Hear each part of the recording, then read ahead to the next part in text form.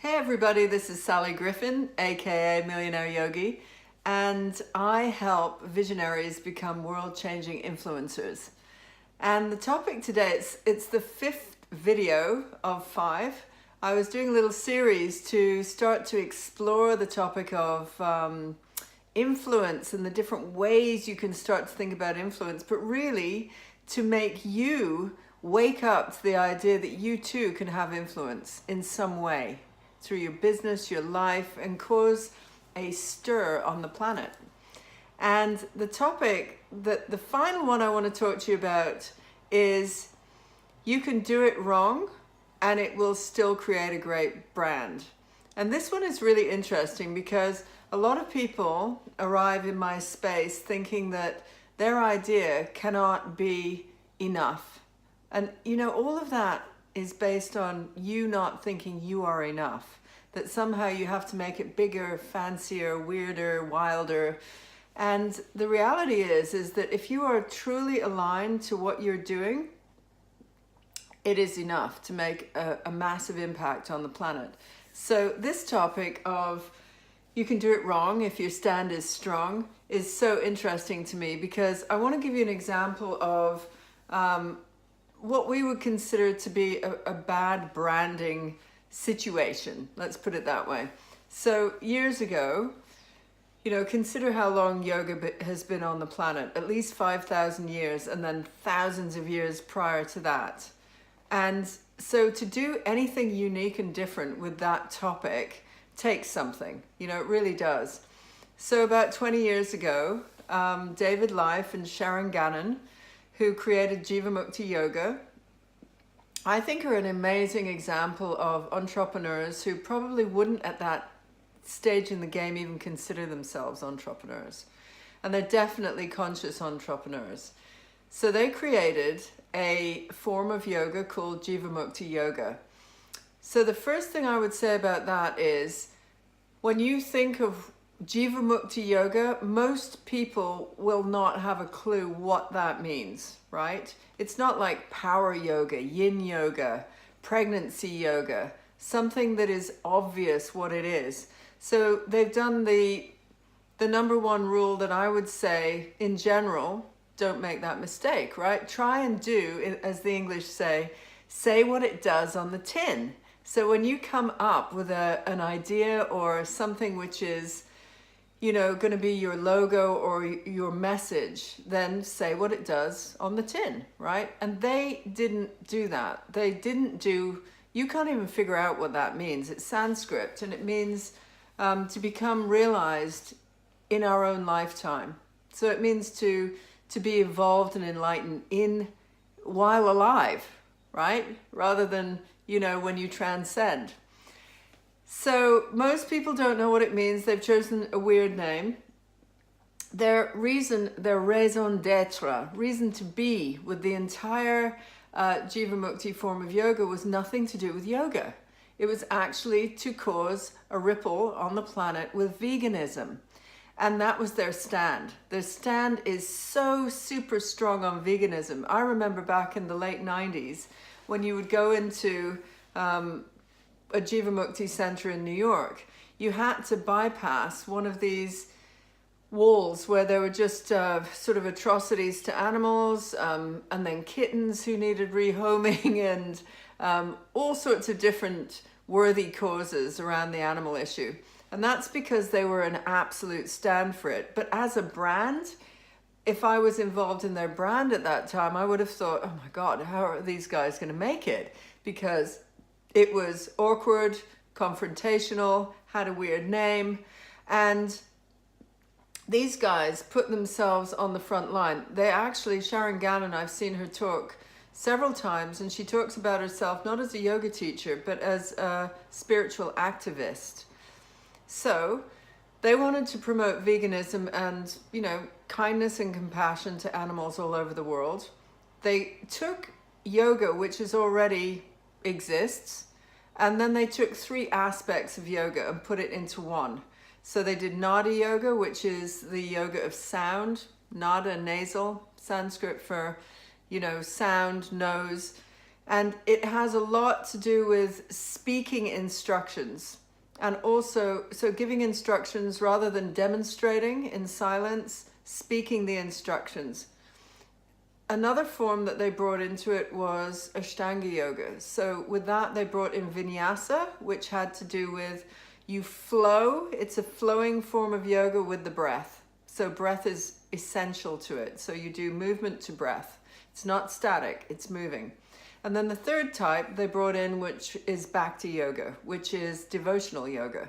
And so when you go to a Jivamukti practice, unlike the power yogas of the world or something very dry, it is completely unique experience. And I absolutely love their form. So you will set an intention for a higher purpose or to send love and healing to somebody who's not well. And then that's a devotional bit. Then you will chant. That's the Nada yoga bit. And then you do this vinyasa flow. So it's very energetic. And they brought this thing together 20 years ago. And you would have thought it could potentially be one of the worst branding disasters ever. Not that they would consider it a brand at that time. However, because their stand was so strong and because they were like completely committed to their animal causes and to the people waking up, what's happened is Jivamukti Yoga 20 years later is a multi-million-dollar operation. And not only that, it's not just about the money, which shows you how success can come through if your stand is strong, but it's also about they are so good at what they do. They run one of the best teacher training courses that you could have. It's one of the highest prices on the yoga market, and it's also one of the most extensive trainings that you can imagine. So it goes into all different aspects. It's like serious study, and they stood by it, and they are super successful in what they're doing. And this is an example of when you're actually causing an influence. So what happened with them is, you know, at that time, I remember there were yoga classes in the gym that people would go to, and they would want it absolutely devoid of anything traditional yoga or unique, or, you know, even like omming would be considered slightly uncomfortable for the Western mind. And they just put it all in there. We're going to om, we're going to do a devotional intention, we're going to instruct you, we're going to chant, you're going to give it up to a higher power. So they did all of the things that they just fully and utterly believed in, and it came from their heart. And they did incredible trainings around the world, and now they are the fastest growing form of yoga on the planet, the most expensive, the most successful, the most highly regarded, I would say, in some levels. I mean, there's others, obviously, which are deeply highly regarded, so I don't want to dismiss any others. But they did what they said on a different kind of tin, because what they were up for was they were true to their stand, completely authentic. People trust them. You know, when you go to that kind of class, you know what you're going to get. The level of training of the teachers that you get are second to none. So when you think about the kind of change you want to cause on the planet, and you think about the influence you want to have, what happened out of that, from them making such a strong stand, is veganism spread through yoga centers. It's become super hip and cool. Veganism, even for meat eaters are now willing to start looking at that subject matter rather than, you know, vegans are a freak show or vegetarians are. Instead, what's happening is all the different kinds of soy burgers, gluten-free food, all the different kinds of diets are now turning to veganism as an authority. And these guys have spread their message, and it's influenced tons of different kinds of yoga, tons of different kinds of thought, what actually takes place in a yoga center, what actually takes place in a gym. Because it used to be that you would never om in a gym. Don't om. It would just be the dry exercise that you would get.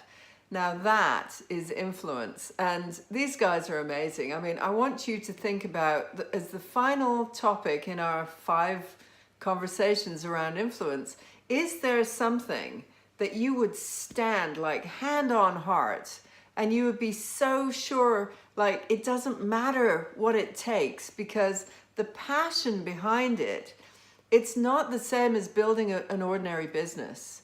It's building something which is going to go way beyond their lifetime for sure. So they're leaving legacy. They've also bought up large tracts of land in upstate New York, and there's no hunting allowed on it. All the animals roam free, and it's a nature sanctuary. So these guys are going to probably leave that to, you know, I don't know, as a place for others to come and find peace. And I know that their teacher trainings will go way beyond their lifetime. So is there something that speaks to you in this kind of influence? And we're wrapping up the conversation. I just want to fire you up so that you start to look at the different forms. Are you somebody who wants to shift it like Apple, think different? Are you somebody who wants to not fight a system, create a new one? Are you somebody who's like the civil rights cause? You want to create an ongoing thing long beyond your lifetime and be part of the cog of something that you can say you're super proud of as it evolves? Are you part of an evolution? Are you part of a revolution? And finally, this wraps up these 5 videos, but it doesn't wrap up the conversation at all. So I want to hear from you. What are you guys up to? And you can stay connected with me. You can email me directly, Sally at millionaireyogi.guru, which is GURU. You can interact with me in my private Facebook group, which is When Business is Pleasure. Ask to join and stay in touch. Like, send me information. If you want to respond to this email, the video will be on. I will respond to you. And if you want a coaching call to see what kind of influence you could create on the planet, hit me up.